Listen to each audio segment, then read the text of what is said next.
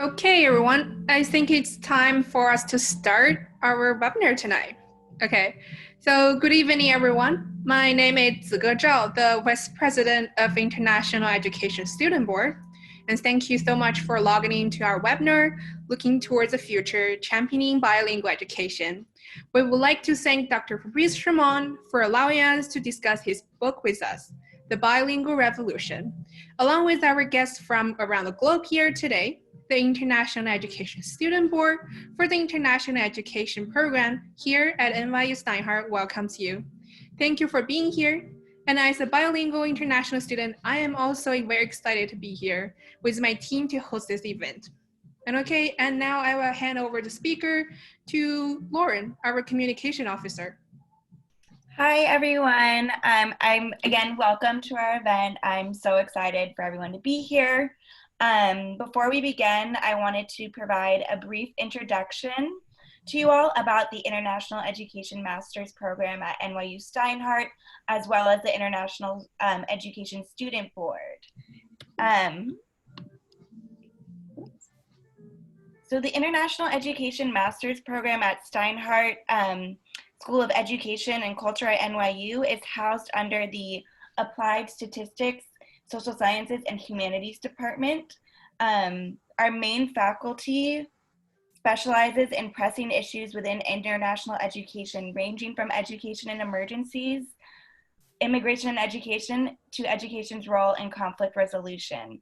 We also have a wonderful cohort of adjunct professors who bring their experience in bilingual education policies, cross-cultural exchange, and educational development for a practical element of the program. For anyone who would like to learn more about the program, I'm going to link NYU Steinhardt's webpage into the chat box. And your panelists today are the International Education Student Board. We are all master students at the Steinhardt School of Education in the International Education Program.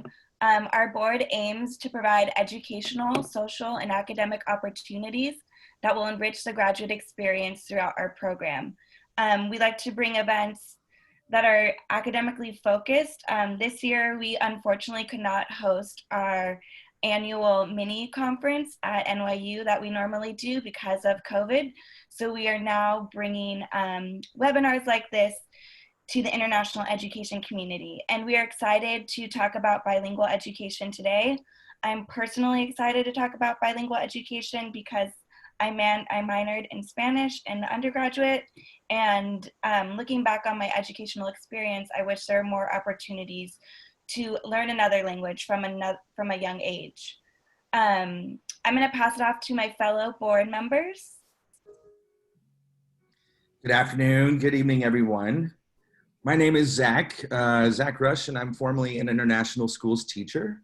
I lived outside of the United States in both the United Arab Emirates and in Pakistan for 9 years. And I'm currently serve on the board as the events coordinator. So we're excited about this event, and we thank you so much for being here. And today I'm here representing sort of a monolingual perspective. And so I'm excited to know more about how we as monolingual education people can advocate and champion bilingual education in partnership with our bilingual students and our fellow educators. Thanks for having me. Hi everyone, my name is Cassie Zhang. I'm the secretary of the board, second year IE student. I'm originally from Shanghai, China, where we started learning and teaching by English in kindergarten. I'm excited to be here today and cannot wait to learn more about bilingual education in mass education.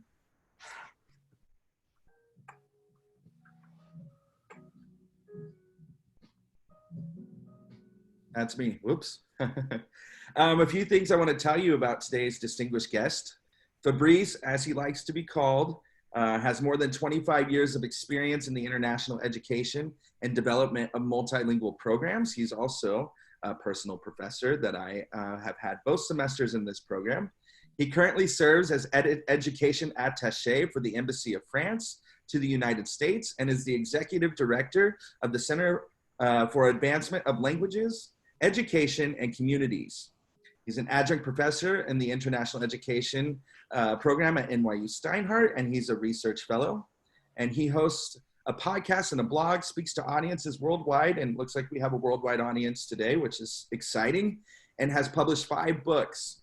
Fabrice is a powerful advocate for immersion programs and bilingualism around the world.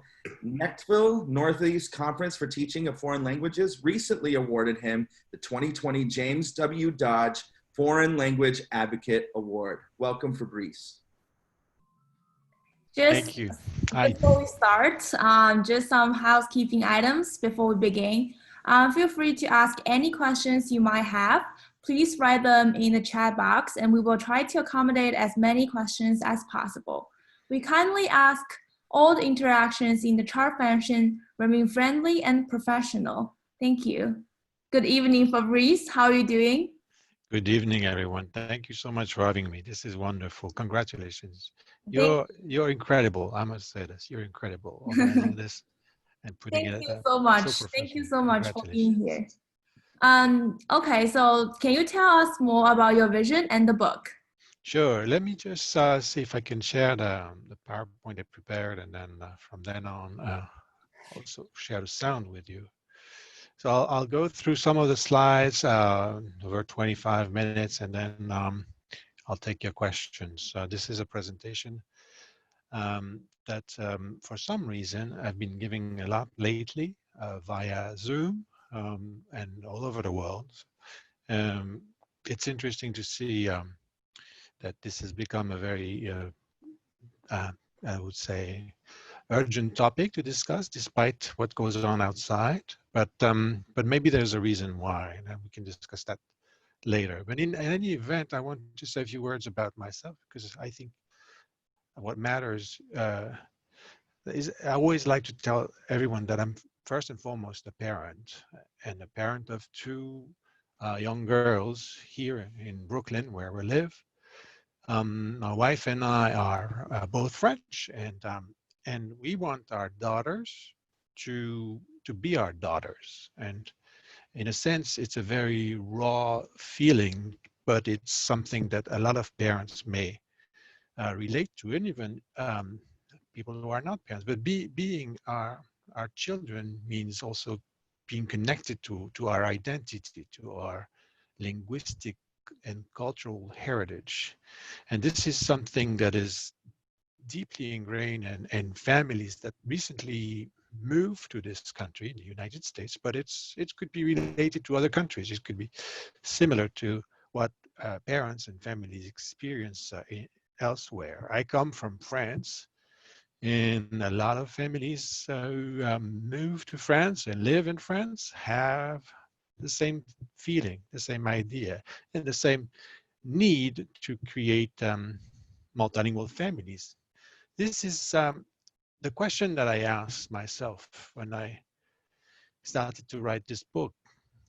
We hear a lot of languages floating around us, and how do we make sure that they're being transmitted, transferred to our children? How do we make sure that we are not wasting that that wealth of languages?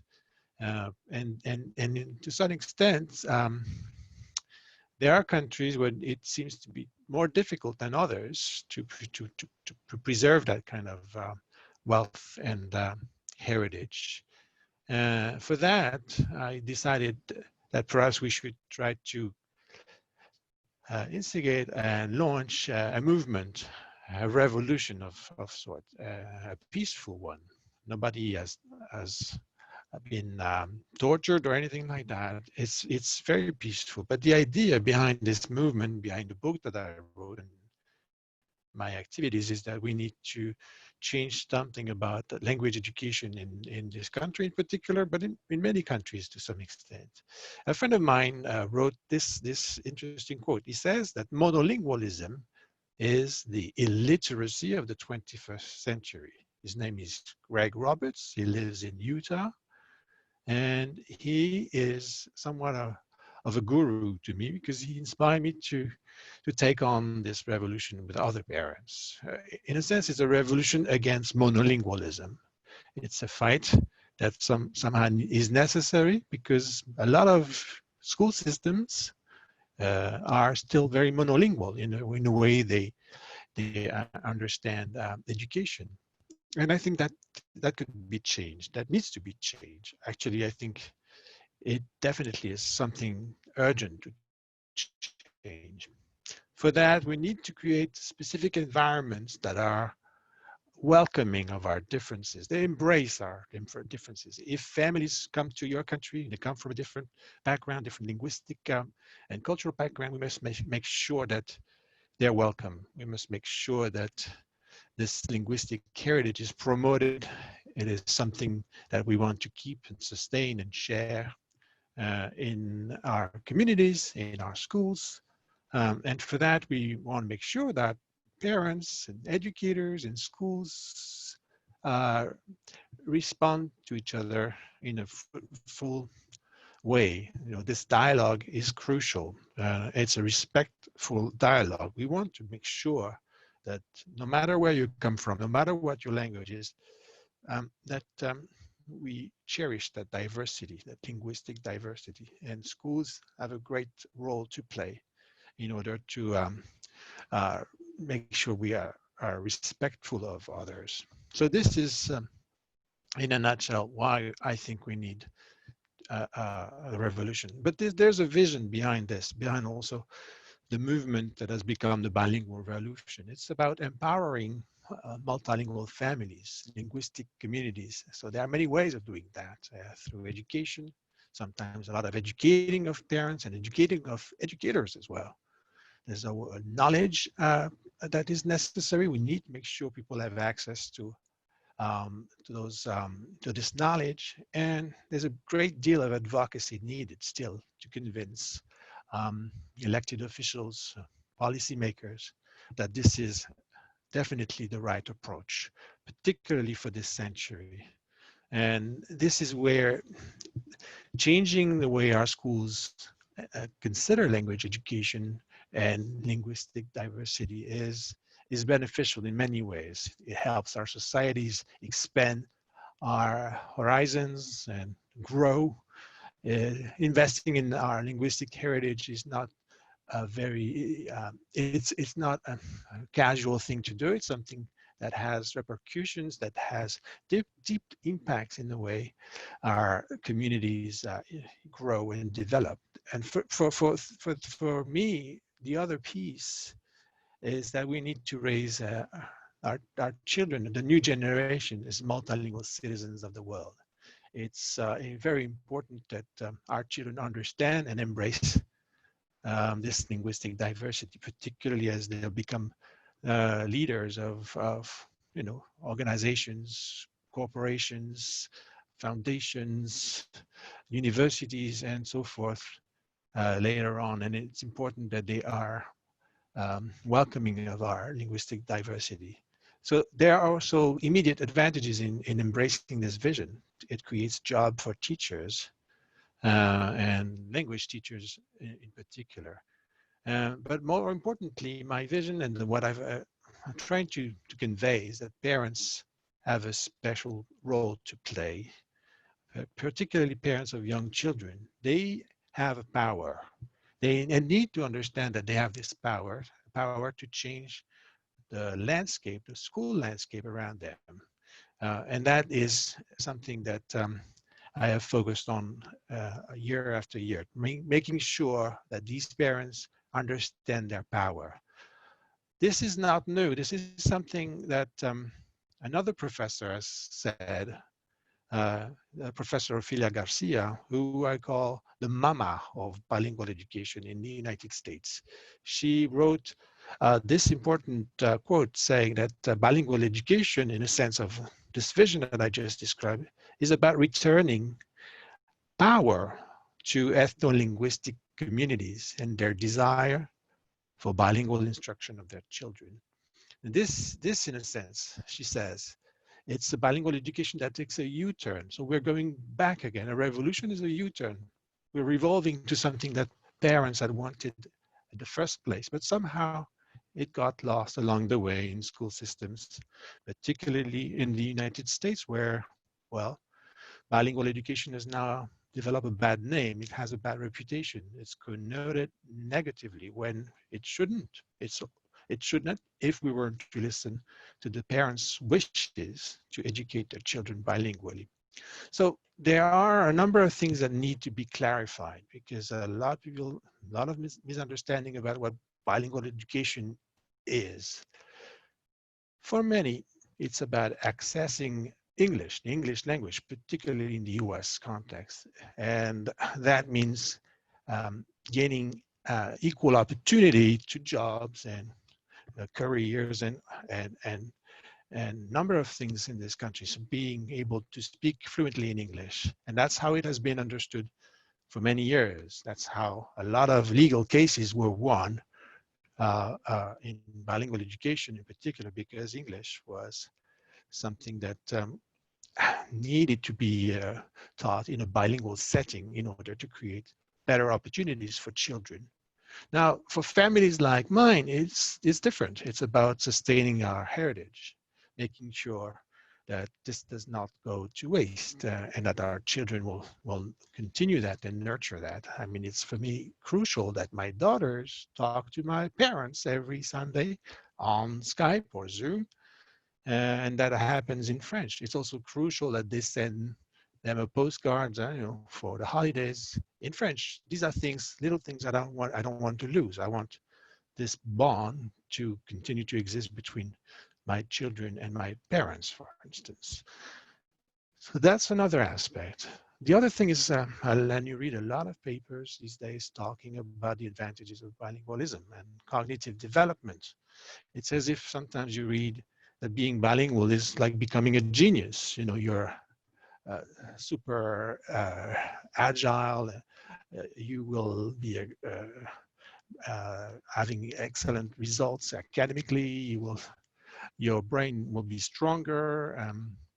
You will succeed in a number of fields. You will even have a stronger, healthier brain to fight the diseases like Alzheimer and other things. So this is something important because it's now become mainstream. A lot of families now understand the advantages of being bilingual, but also they understand the final point, which is the professional opportunities that are connected to being multilingual. And this is something that the school systems, school authorities, people in power understand the most, is that being bilingual is good for business.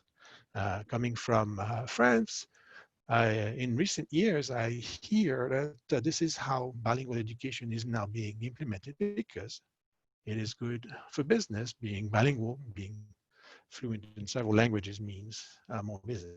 Now, there is something else that I need to add about France and that aspect, is that for now, being bilingual is only about learning English. It's not about learning Arabic. And then if you think about the population of France and the number of Arabic speaking families, why not go there? Why not offer bilingual education in Arabic? But let's go back to this vision and the goal that people are sharing. In these different perspectives, I think, have a common thread, a common point, which is this greater access to languages and culture that is necessary, that is needed for our society.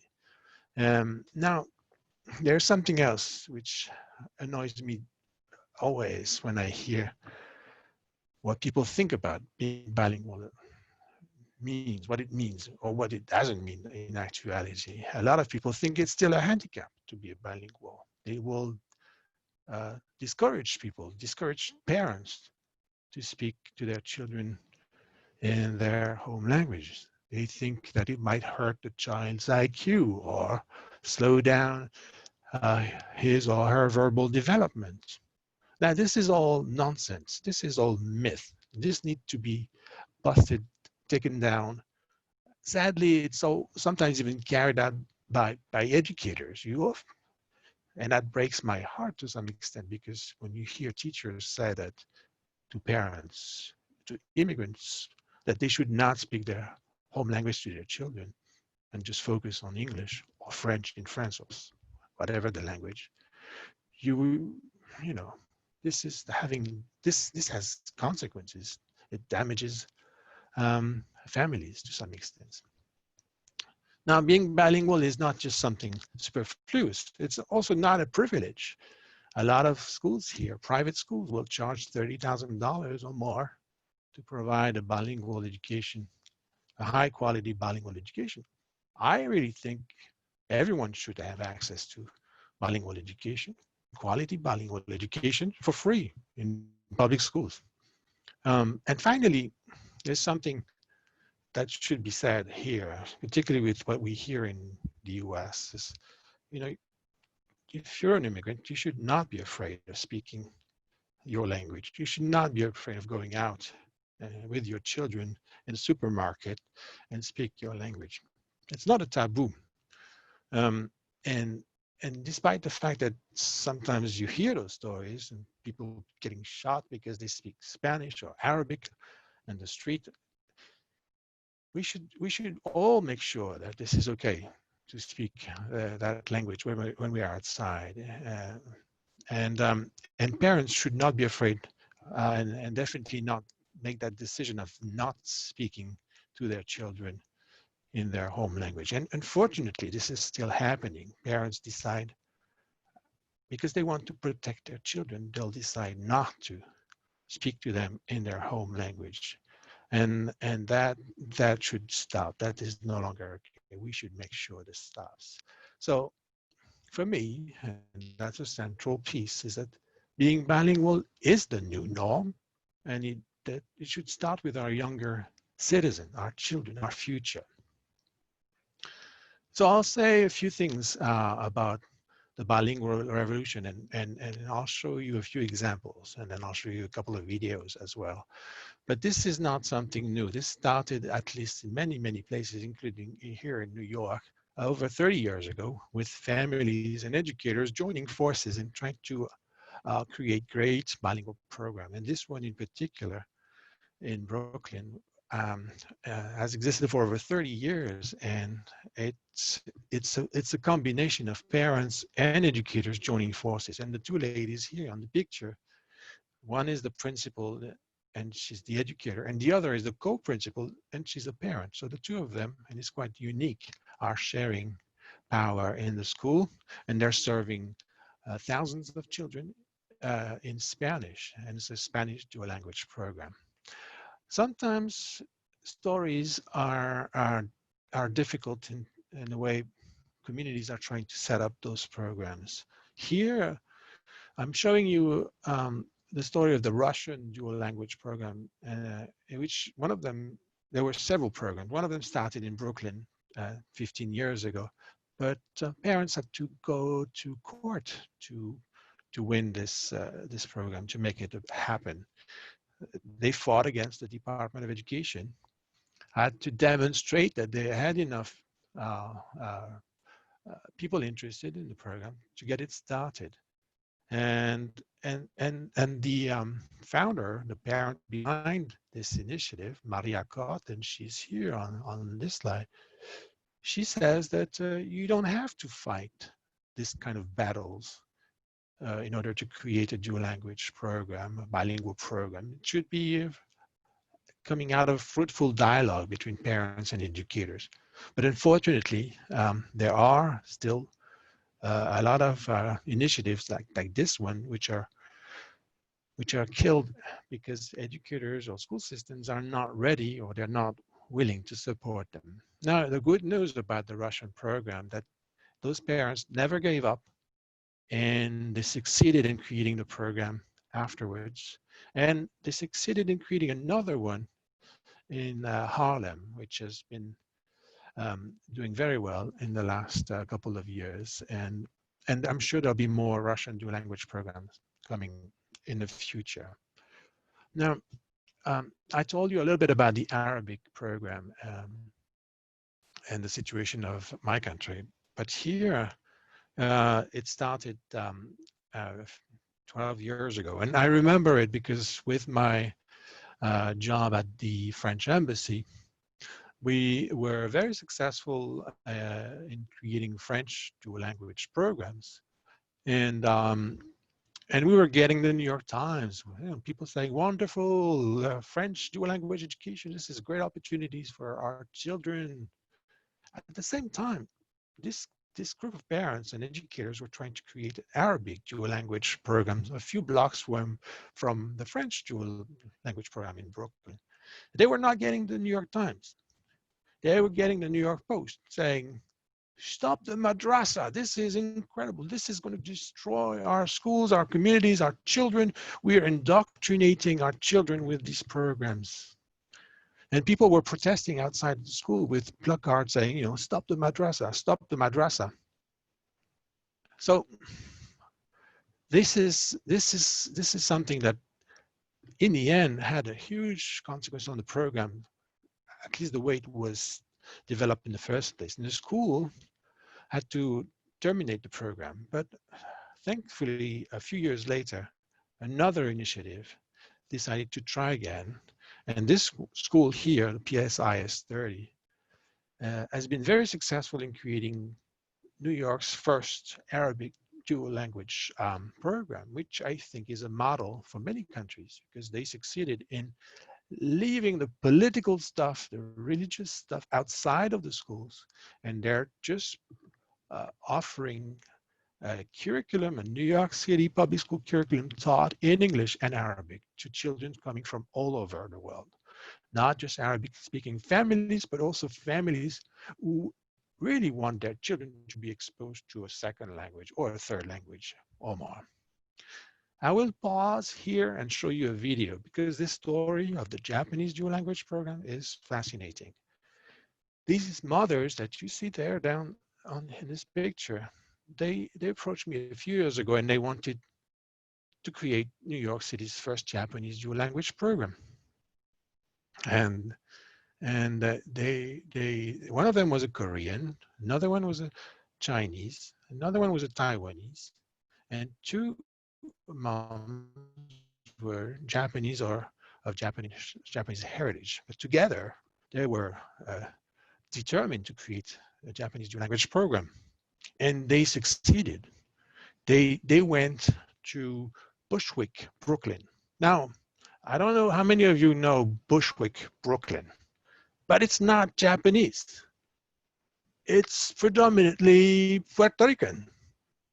And they met this school principal, Sandy Noyola. And Sandy is not Japanese. She's from Puerto Rico. But Sandy knew and saw in those mothers their determination, their willingness to create something very good for her school, for her community, that she said yes right away. And this is the story.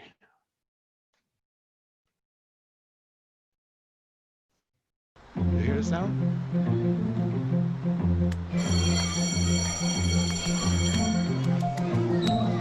We are the only school in the entire Department of Education that hosts the first Japanese dual language program. The children are learning Japanese and English through all of the subjects. アメリカ人の先生のコーティーチャーとあと日本人の先生が2人体制でだいたい半分が日本語で半分が英語で勉強してます。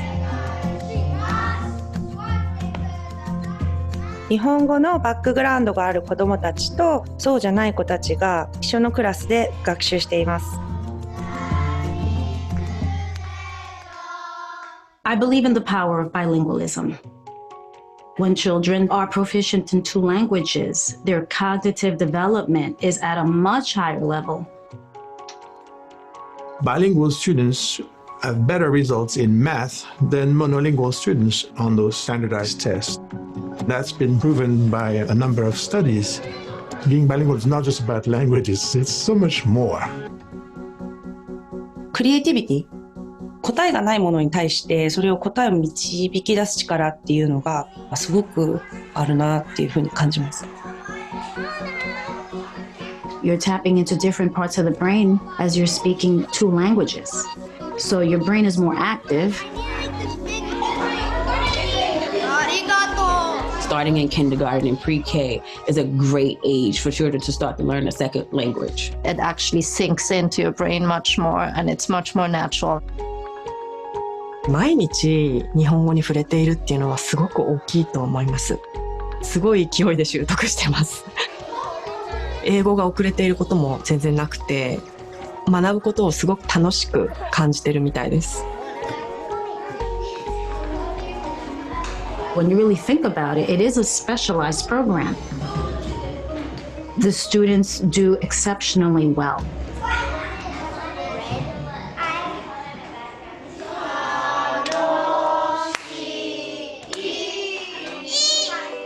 違った言語を学ぶことで、世界の違う国とか文化とか考え方、やっぱりいろんなことを考えさせるきっかけになると思うんですよ。It really opens your mind to the world outside. And it doesn't just open your mind, but it opens your heart. They show greater empathy, respect culture, respect others, and generate tolerance and greater understanding for others. She has the opportunity to see the world through many different eyes. 日本語が自分ができるっていうことがすごく嬉しい。誇りに思えているように思います。これからの世の中を良くしていける子どもたちを育てることができるんじゃないかなっていうふうに私は思ってます。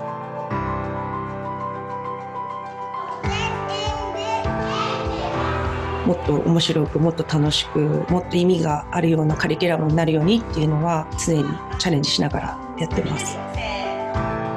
やっぱ子どもたちが日本語が好きって言ってくれるのがすごく嬉しいです。すごい私やっててよかったなっていうふうに思います。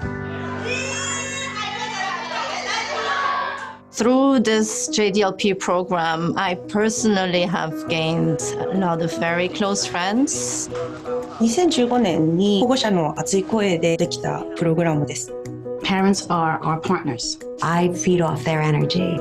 Because it's so grassroots, parents have to be involved. And in that way, families do come together. When the children see that the parents are building a community, they build their own community as well. They're like brothers and sisters. 子育てっていうのは学校だけじゃなくて家庭とコミュニティとみんなが集まってやることでより素晴らしいものができると思うんですね。でそれの理想形が今千代7であるんじゃないかなっていうふうに感じます。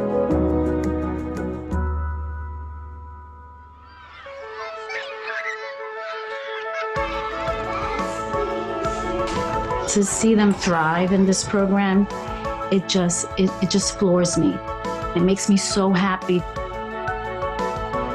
この子たちが日本とアメリカで世界をつなぐ架け橋になってくれたら嬉しいです。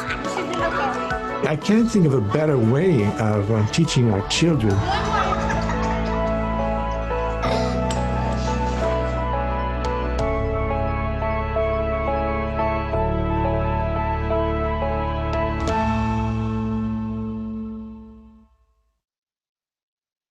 All right. Show me some love. Tell me how you liked it in the chat room. Fabrice, a lot of people are commenting that they like the video. I don't know if you Oh, very good. Excellent. We do have one question for Fabrice. I don't know if you can see it. And we can ask some questions at this point. Does the DOE give training for teachers in these dual language programs, and what kind of curriculum do they follow? Yeah, there is a bunch of professional development provided by the Department of Ed. And I'm only showing an example of New York City, but it's the same, almost the same story in other places. So there are resources. There is, and this has evolved over the years, obviously, and then it changes. It varies from mayor to mayor, from chancellor to chancellor.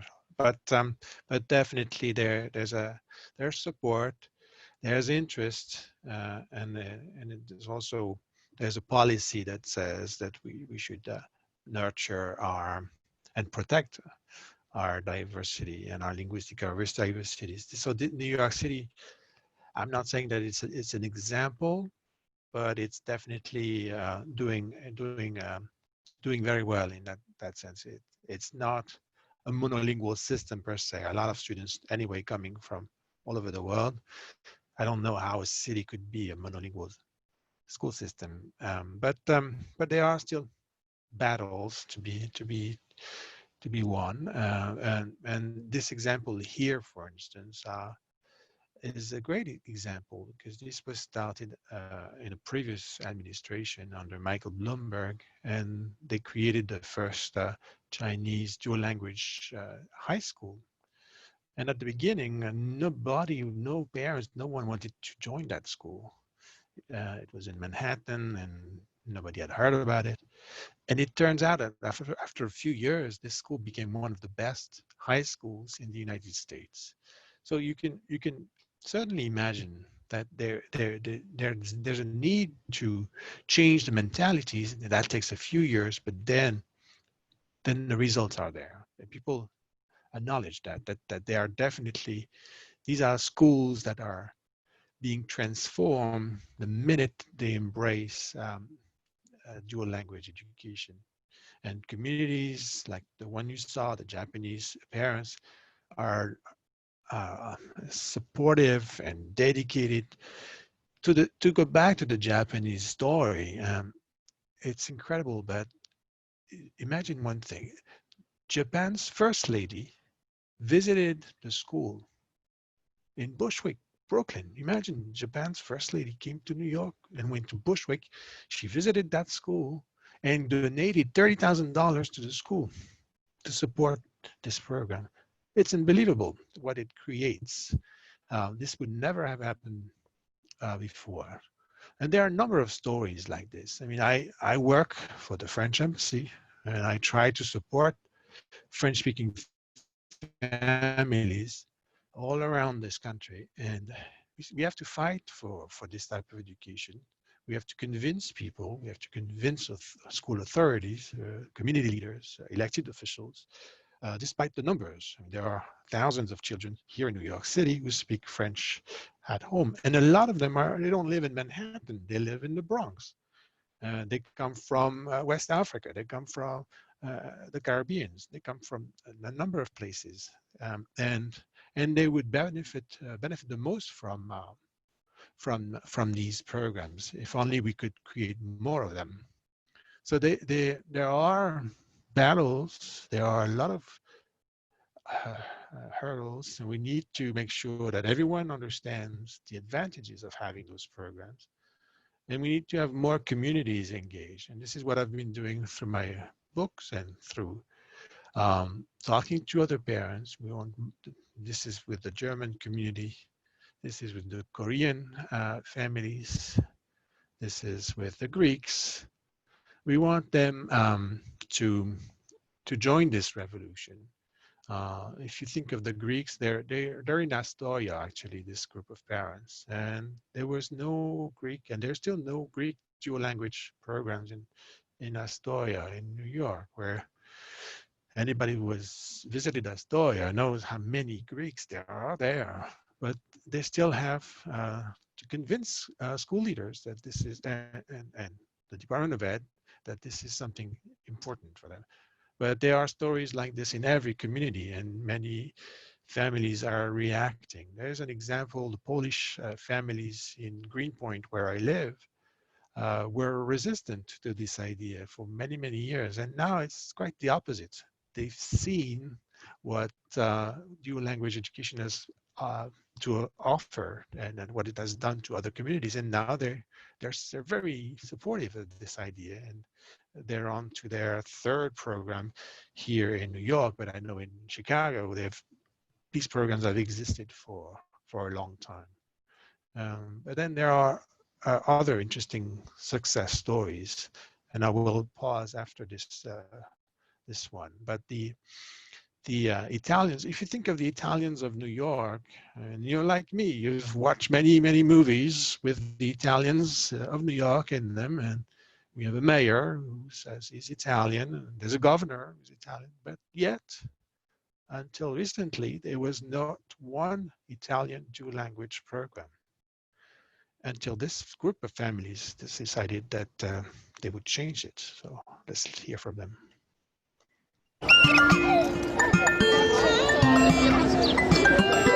I have 3 kids, and I started speaking Italian to my kids from day one, and it's been working okay until they started going to school. That's where I understood that it was really important to find a school that had Italian, and we could find none. The project was started by 2 families and has managed to reach many more in all the boroughs. What I was hearing was, oh, you know, if there is no demand, it means there are no Italians, they want to learn Italian. So it's been quite important for us to show everybody, no, hey, guess what, we're here.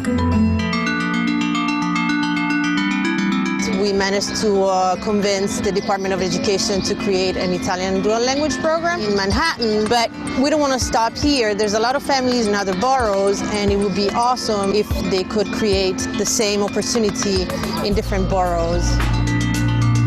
What's interesting about this possibility of an Italian school in New York is that 50% would be Italian kids, and the rest would be kids whose language is not Italian. So this whole exchange of diversity of thought is something that we are really missing in this world, and to be able to offer that in a public school environment in New York City would be just possibly for me a dream come true. It's really important to me to find a good school community. Cultures, you know, multicultural, multiracial. We wanted her to be in an environment where both sides of our identity kind of recognize and met. For us, it's extremely important that he has a bilingual education because it's a way to make him hopefully a better citizen of the world. Join the Bilingual Revolution.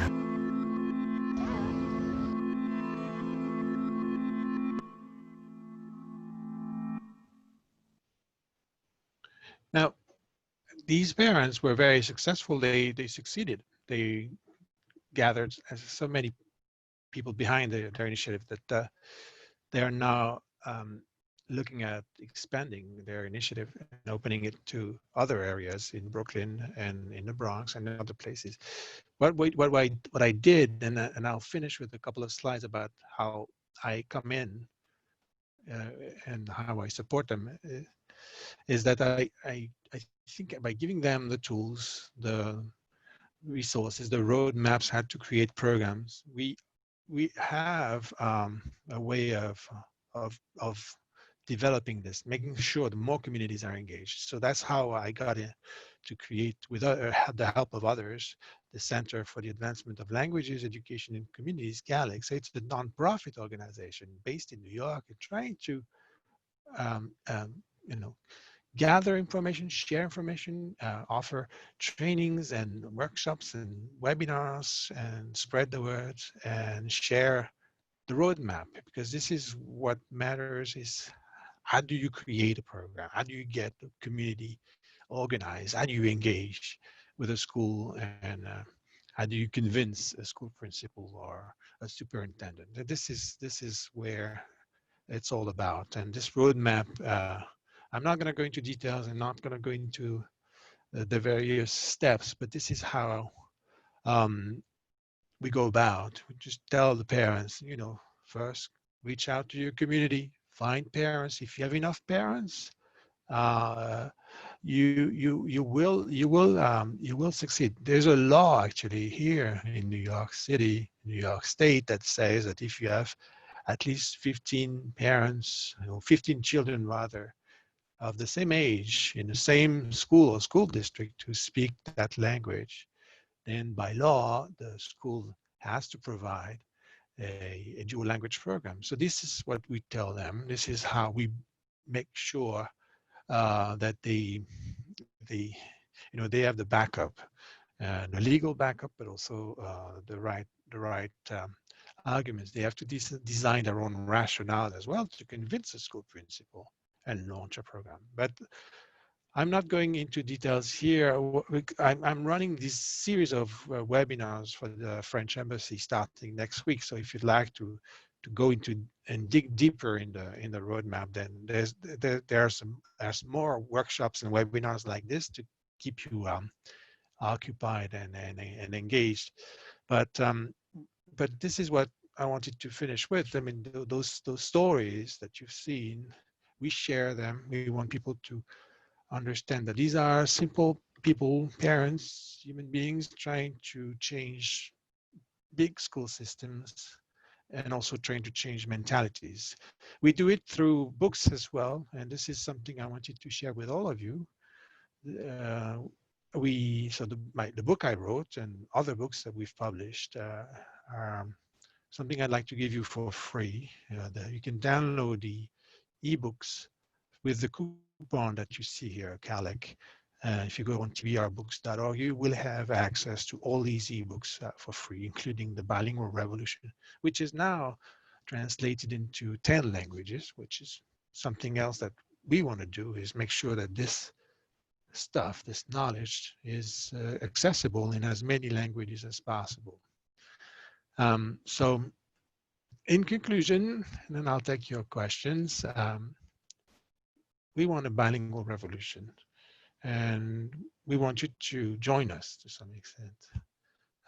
For me, dual language education should be for all. This is an equitable model, a democratic model, inclusive of all. We want to empower as many linguistic communities as possible, because we cannot let our communities and linguistic communities disappear into English monolingualism.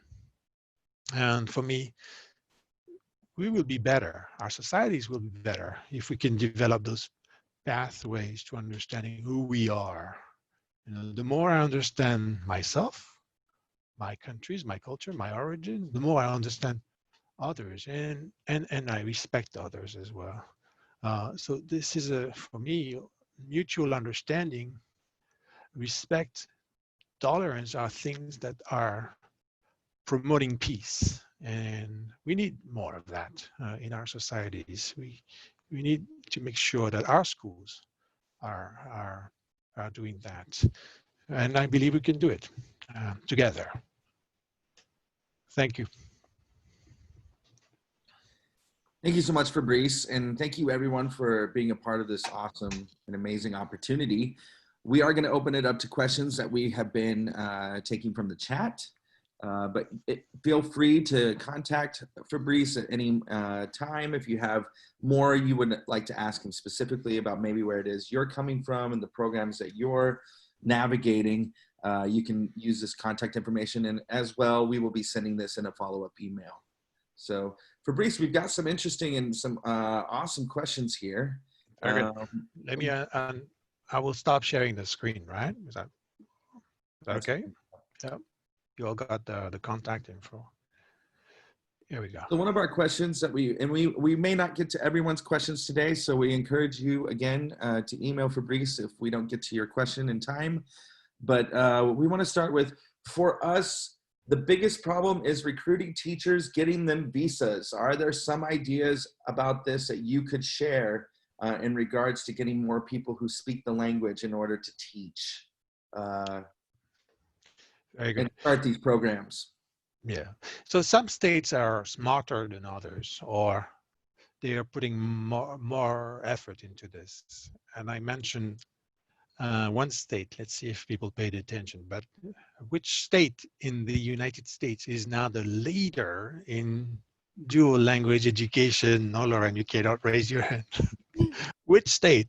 You can type it in the chat room. Which state is developing dual language programs on an industrial scale? Someone got it. Thank you, Simi. I don't know if I'm pronouncing your name right, but you got the correct answer. It's Utah. It's actually the leading state. Correct. Utah has developed, over the last 10 years, they've developed hundreds of programs in Spanish, in Chinese, in French, in Russian, German. But they have a very strong plan and a vision, a long-term vision with teacher professional development, teacher recruitment, international cooperation, memorandum of understanding signed with countries all over the world.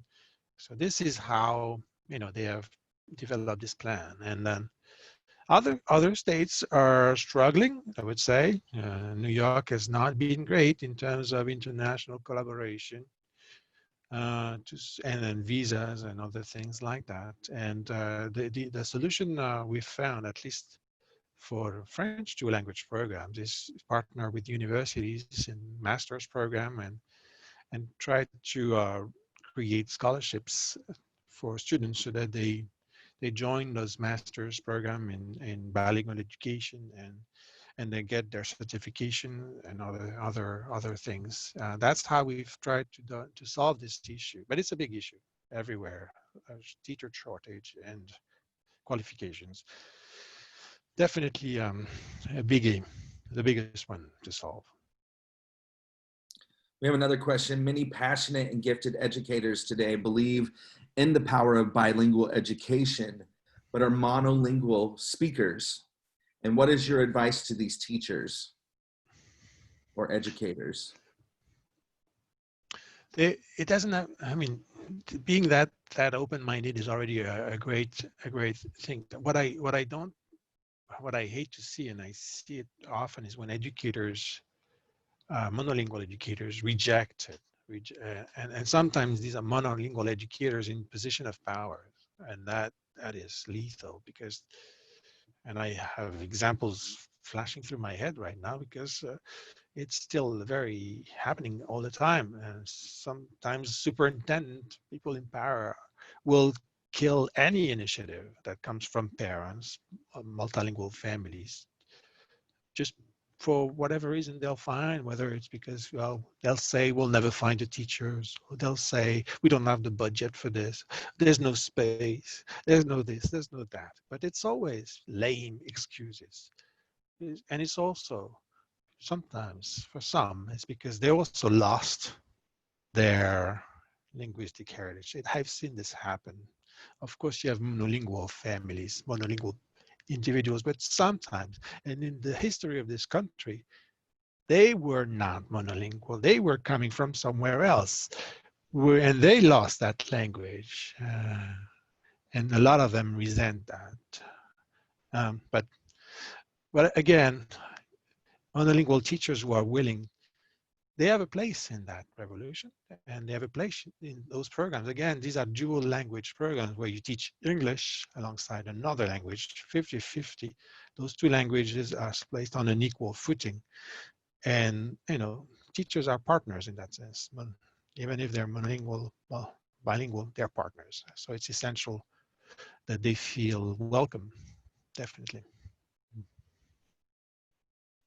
Great. We have another question.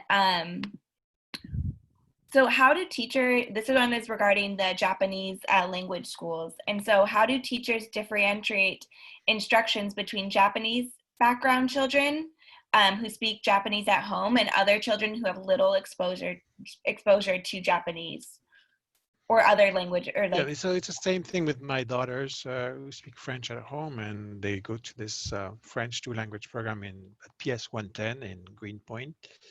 And you know, it's a 50-50 model. So not only in the classroom, half the classroom is coming from a French-speaking background or you know, Japanese background for the other school, and then the other half are non-francophone. And that's already one thing.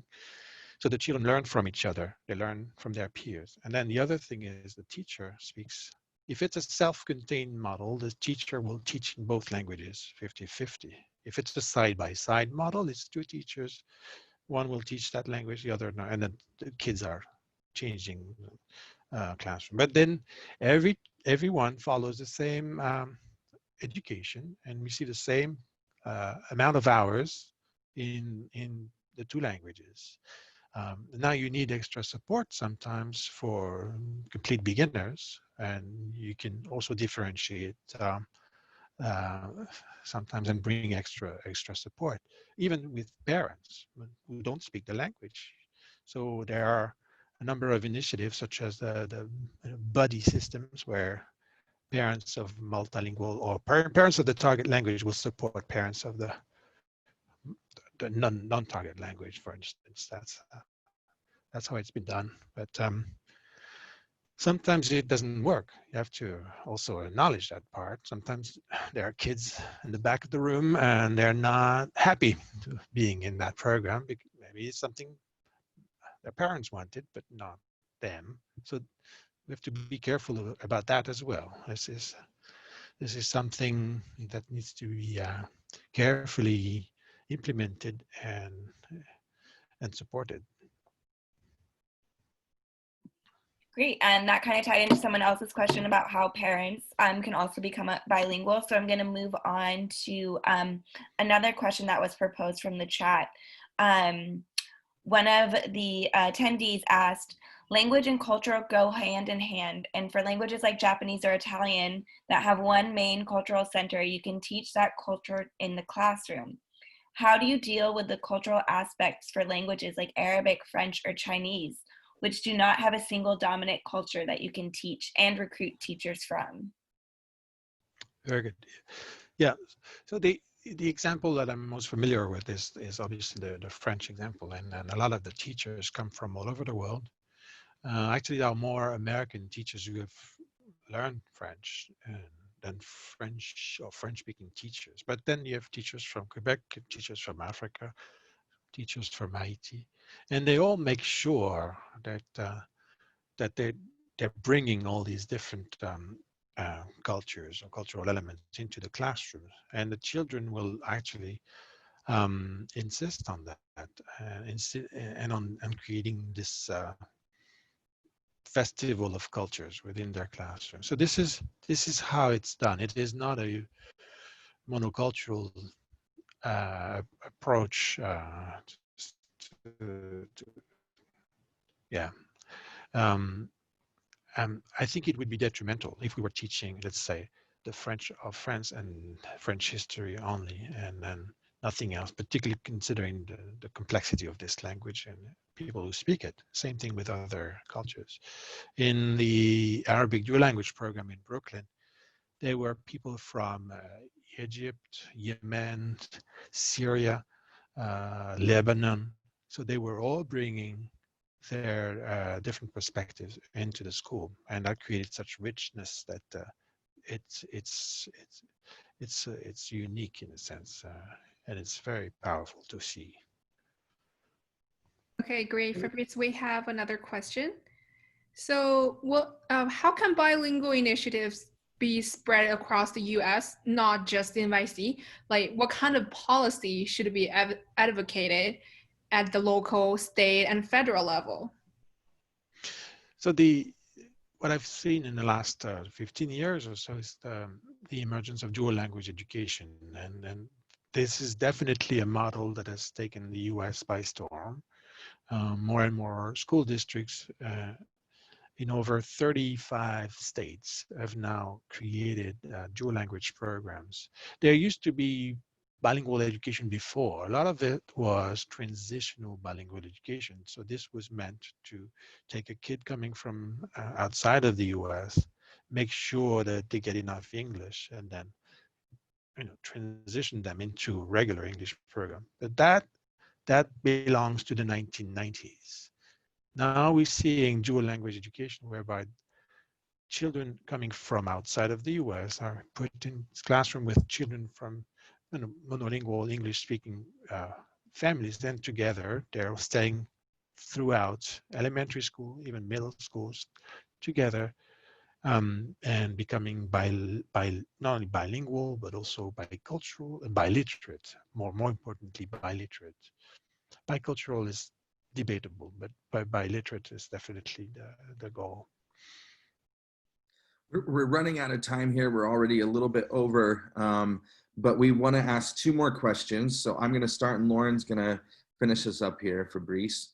So my question coming from one of the attendees is, I'm a bilingual French and English, I would assume educator, looking for an opportunity to share my French knowledge through teaching. But it is though, in addition, I have two children who I want to embrace a bilingual education. However, living in the Bronx, this is difficult. How do we solve these issues where we have, sort of a family environment that is dual lingual or bilingual, trilingual, but don't have access, and where can they start? I know you've talked a little bit already about, you know, parents having the agency and the power to make these things happen. What do you say to those families particularly that may struggle with this, you know, particularly this attendee in the Bronx? There are several ways. Either there you have enough connection in the community, enough people, parents that you know are in the same situation, and you can start forming a group. As how it began anywhere else, it's sometimes, and I have to say this, sometimes it's two mothers, and I have to say the power of mothers, the mama con poder, because this is how it gets started in many cases.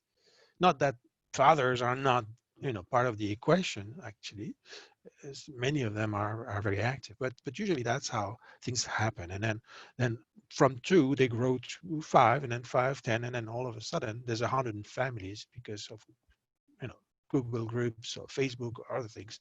So this is usually the best way to do this from a bottom-up approach. Now, in other situations, they could also knock on the door of a school principal and say, you know, this is our community. Would you be interested? Would you consider opening a program? Because this is what our families are asking. They're not coming to you, but please be careful that this is what is needed. So this is another. I'm shifting this. It's a responsibility of the school principal to be very attentive when someone comes and knock at their door and say, would you be interested in creating? Because sometimes it happens, and it's just that 1 minute of attention that then starts a program, and I've seen this happen. Then lastly, and I've tested this recently, elected officials have a vested interest in making sure their communities get what they want. And I've seen council members in New York get engaged and help us promote this and push for ideas like this, and that is always interesting to have them on your side. So you could definitely try to approach them as well, and if it's French, and I think that's what, let me know. Yeah, thank you, Fabrice. And then our last question is from an attendee who is currently teaching in a public international high school in the city. All of the students in the public schools are new immigrants whose first languages are not English. Do you consider the public international schools our dual language learning structure?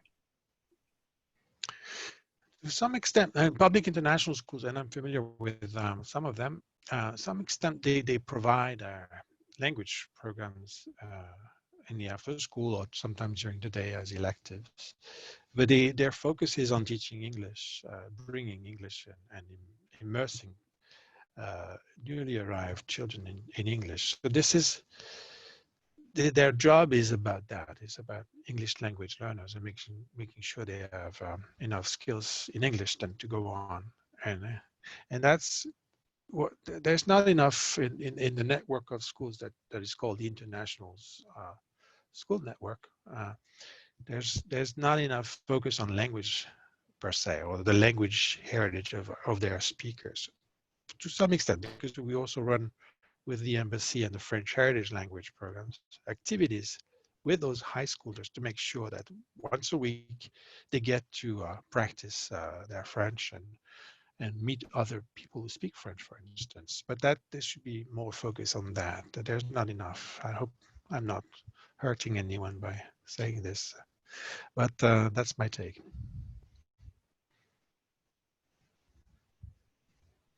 Again, thank you so much for being here, and we appreciate all of you who've joined us today from all over the world and all over the globe, speaking many different languages, and including those of you who are monolingual advocacy champions as well. We appreciate you being here. Fabrice, thank you so much for this information today. Just a couple reminders, we'll be including all of this information in our follow-up email if you registered, and we're also going to be including some of the information that some of our attendees have supplied in their own experiences in the schools that they're a part of. And we're happy to, again, invite you to ask Fabrice more. So be reaching out to him.